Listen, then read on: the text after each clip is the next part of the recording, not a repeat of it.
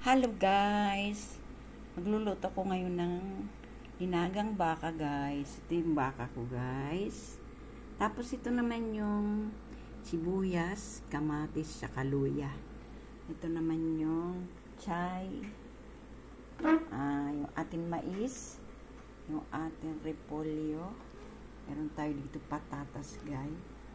Ayan. Ayan sila guys. Ngayon guys, papakuluan ko at papalambutin muna yung aking baka guys. Ngayon guys, lalagay ko na siya diyan sa aking walambutan. Ayun na siyang baka guys.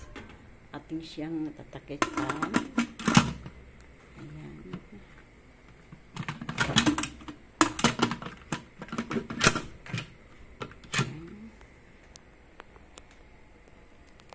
Palalambutin natin siya guys.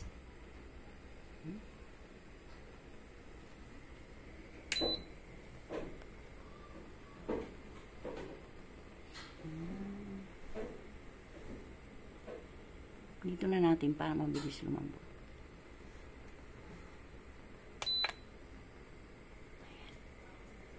Okay. Antayin na lang natin lumambot mga guys. Hello mga guys. Habang pinapalambot ko rito yung yung tawag niya, yung baka, yung naman, mga sangkap niya, pinapakuluan ko na sa kabilang kaserola para, kasi paglabas nung doon sa pressure cooker, malambot na siya. Kaya ito, pinapalambot ko na rin itong aking mga ingredients. Yan.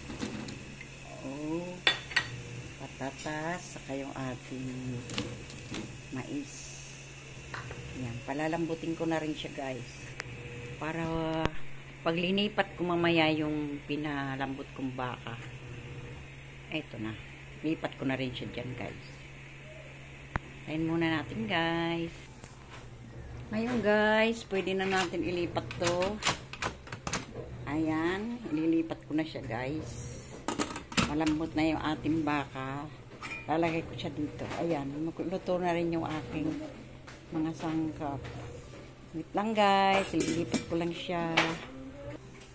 Ayan na siya guys, nailipat ko na. Lalagay ko na yung aking gulay. Repolyo, ayan. Sabay na rin natin yung pichay. Pasensya na guys, medyo maingay. Ngayon guys, lalagyan na natin siya ng asin. Ayan. Tapos lalagyan na natin siya ng cube. Ayan guys.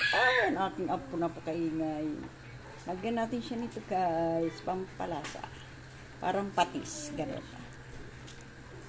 Okay na. Kunti pa. Oh. Ayan guys. Ayan na. Mukha na siyang masarap guys. Simpleng luto lang to ng linagang baka. Ang kakain lang nito 3, isang bata, 2 matanda. Ako at saka yung anak ko.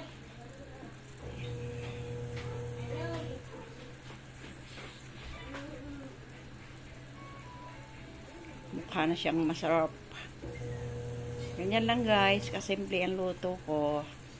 Thank you for watching mga guys. Sana lagi niyo ako panoorin. Salamat po. Thank you very much for watching.